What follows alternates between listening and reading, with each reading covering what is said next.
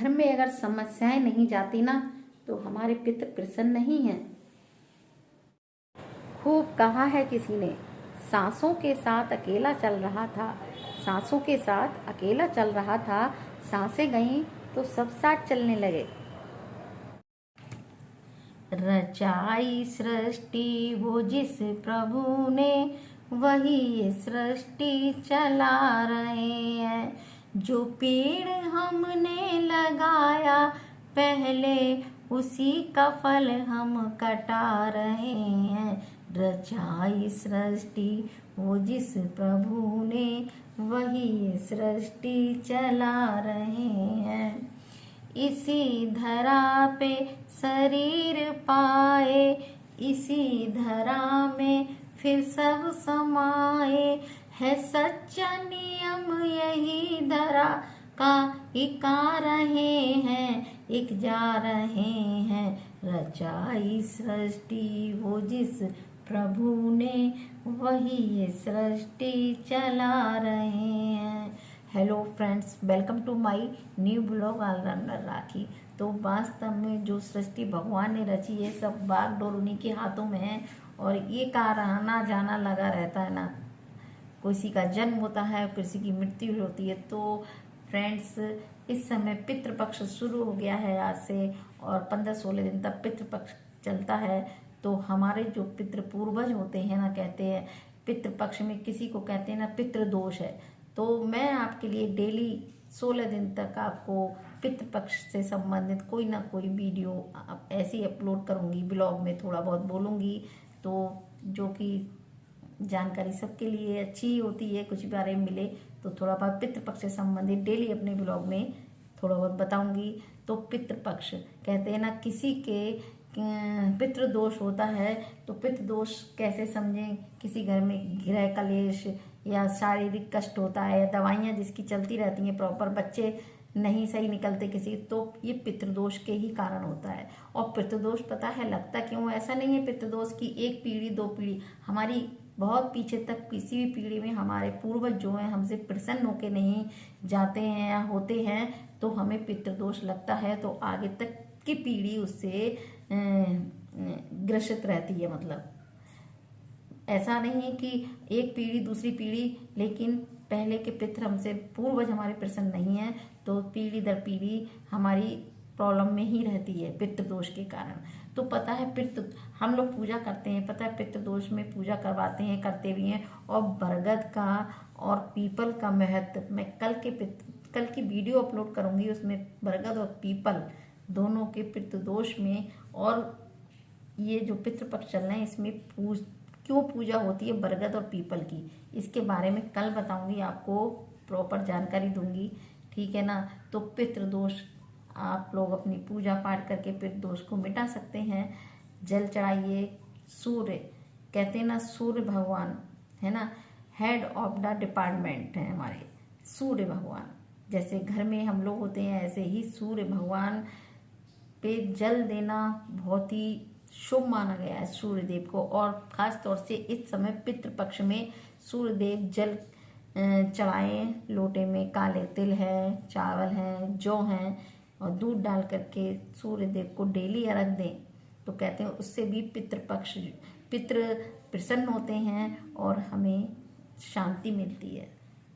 तो जो भी कहीं पुरानी बातें हैं ना, तो कहीं ना कहीं तो सत्य है। कौवा बोलता है, तो पता है कौवे तो वैसे बहुत बोलते हैं, लेकिन मैं कल आपको यही जानकारी दूंगी कौवा क्यों पितृपक्ष में कौ को खिलाते हैं, और बरगद की और उसकी पूजा क्यों होती है।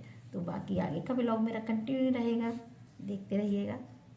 Hello friends, welcome to my new blog allrounder Rakhi. तो आज मैं अपना ब्लॉग 8 बजे से देखिए, मैं नहा धो ली, वरना मैं अनूप के जाने के ऑफिस जाने के बाद कभी कभी मेरा काम रह जाता है, तब नहाती हूँ, काम स्टार्ट करती हूँ।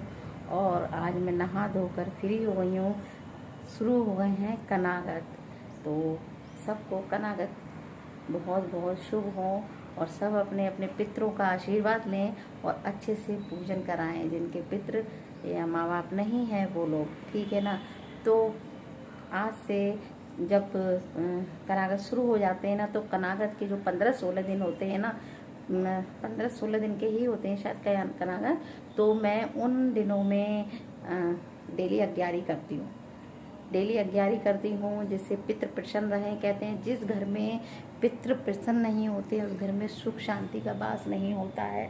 तो शायद मुझे ऐसा लगता है कि मेरे संग परिस्थिति विपरीत आती जाती रहती हैं, तो पितृ हमसे खुश नहीं है, ऐसा ही कहा जाता है ना। क्योंकि जिस घर में ज़्यादा परिस्थिति खराब रहती है, आर्थिक स्थिति खराब रहती है, लड़ाई झगड़े रहते हैं, या मान लीजिए कोई भी प्रॉब्लम रहती है, कहते हैं उस घर के पितृ प्रसन्न नहीं होते। तो और किसी किसी की परिस्थिति ऐसी चलती है कि परेशानी पीछा नहीं छोड़ती है ना। तो शायद ऐसा लगता है कि पितरों को प्रसन्न करने के लिए, और वैसे भी हम लोग घर में हवन या कुछ डेली 15-16 दिन तक मैं करती हूँ। और इससे संबंधित मैं आपको एक बात बाद में बहुत अच्छी बताऊँगी, ठीक है ना, पूजा से संबंधित, कि लोगों की थिंकिंग क्या होती है और क्या नहीं होती है, ठीक है। तो अभी तो फिलहाल अनूप नहाने जा रहे हैं और मैं कंडा निकालती हूँ, छोटे से कंडा तोड़ के उसी पर कहते हैं पूरे घर में अगर कपूर की धुआं दो 15-16 दिन तक, उसमें पितरों का वास रहता है और शुद्ध वातावरण रहता है घर का। तो कहते हैं घर की दहलीज जो मेन एंट्री होती है वहाँ से वो साफ रखनी चाहिए 15-16 दिन तक। ये पितरों का आगमन वहीं से होता है और किचन तक आता है, तो पता है, तो किचन भी साफ रखना चाहिए। और मेरे आज वैसे कौवा काव काव बोलते हैं, लेकिन आज कौवे नज़र नहीं आ रहे हैं, पता है, एक कौवा नज़र नहीं आ रहा है। और मैं कौवों को डालने के लिए दाना निकाल के रखा हुआ है। मैंने अनु पापे जाएंगे उससे पहले कौवों को दाना निकाल के रखा है। और सूर्य देवता को जल डेली चढ़ाते हैं, आपको पता ही है। देखिए बाहर से मेरा लोकेशन इतनी अच्छी है, पूरब का रुख का मेरा घर है ये, तो सामने से ही सूर्य देवता के दर्शन हो जाते हैं। पेड़ के बीच में से अभी कराऊंगी आपको भी सूर्य देव के दर्शन।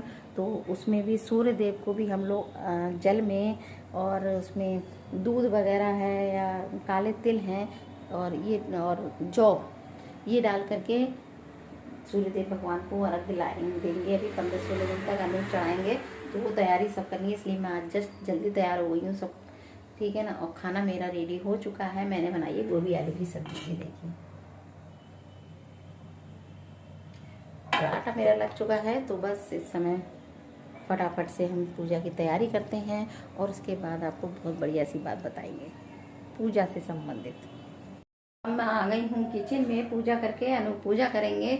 और मेरे ससुर जी की डेथ के बाद मेरा एक रूटीन है, मैं परागत शुरू होते ही सबसे पहली रोटी मैं गाय को भेजूंगी और एक कुत्ते को भेजूंगी तेल लगा करके, सरसों के तेल की, और चीनी रख के गाय को भेजूंगी, और एक निकालूंगी मैं पशु पक्षियों के लिए। तो तीनों को मैं भेज देती हूँ, छत पे लगवा देती थी। यहाँ तो मेरे सामने ही सब पशु पक्षी क्या सब कुछ है। तो 3 रोटी पहले निकाल के रखे, फिर अनु फटाफट से दे करके आएंगे पूजा करके।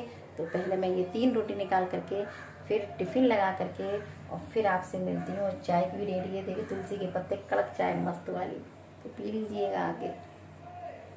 भगवान की जय। ये देखिए सूर्य देवता के दर्शन हम आपको करा देते हैं, तो सूर्य देव भगवान की जय। और अभी यहाँ दाना भी डलवाएंगे आज करागतों में, हम तो वैसे भी डालते हैं, और पशु पक्षियों को ये देखिए पार्क में लोग डालते हैं, तो भी दाना वगैरह डलवाएंगे चींटियों को। वैसे सामने पार्क में कौवे दिन भर काँव काँव करते हैं, लेकिन आज से कनागत शुरू है ना, तो कोई भी नहीं बोल रहा है। देखिए कोई कौवा नहीं दिख रहा है। आज के दिन कौवों के भी भाव हो जाते हैं भाई। में मैंने काले तिल हैं, जौ हैं और चावल हैं, नीचे बैठ गए और थोड़ा दूध, ये सूर्य देव को अर्घ चढ़ाएंगे मेरे हस्बैंड। और ये मैंने अग्यारी देखिए, धूप कपूर जो सब हम लोग सामग्री डाल के अग्यारी करते हैं ना, वही अग्यारी ली है मैंने। और ये पूरे अपने घर में, मंदिर के और सारे कमरों में ले जाऊंगी अभी, जिससे घर का वातावरण शुद्ध रहे और पितृ प्रसन्न रहे।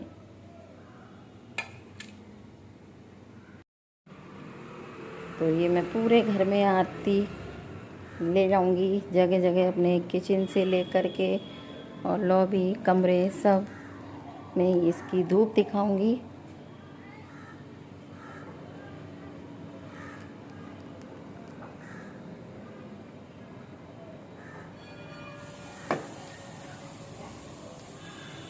इससे ला करके मैंने पूरे घर में ही दिखा करके वापस से अपने मंदिर में ही रख दिए और हम लोग नहा चुके हैं, पूजा करने आ रहे हैं, फिर वो पूजा करेंगे।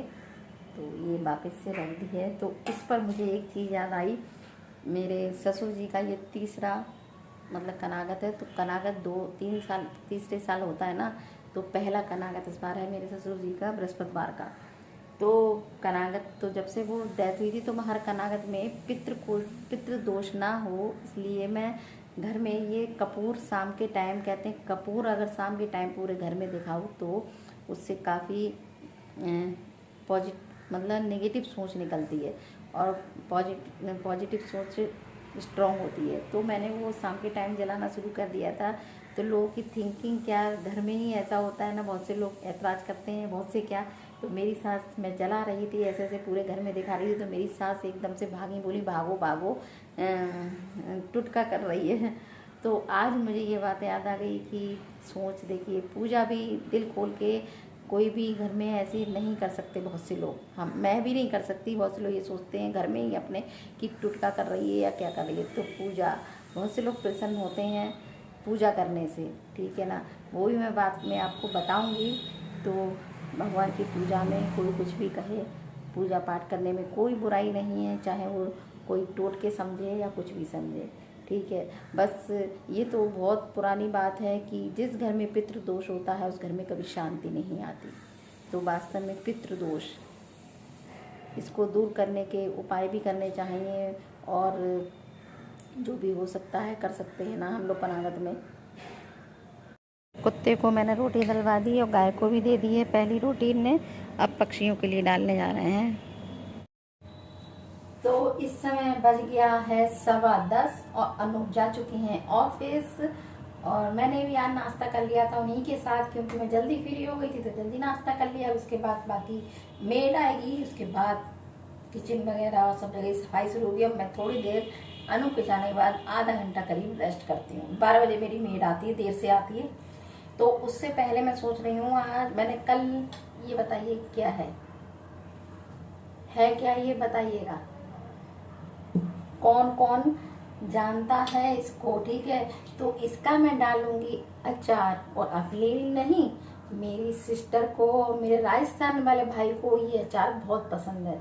तो कल बाहर दरवाजे पे कमरा वाला निकल रहा था, बोला 40 रुपए किलो। मैंने कहा नहीं लेना है, फिर बोला शाम का टाइम है 20 रुपए किलो। तो लालच बुरी भला है ना, तो मैंने 20 रुपए किलो की ये 1 किलो ले ली। और मैंने सोचा मेरी रामपुर वाली सिस्टर या मेरे राजस्थान वाले भाई जो पहले आ जाएंगे उन्हीं को ये अचार चला जाएगा, किस्मत अपनी अपनी।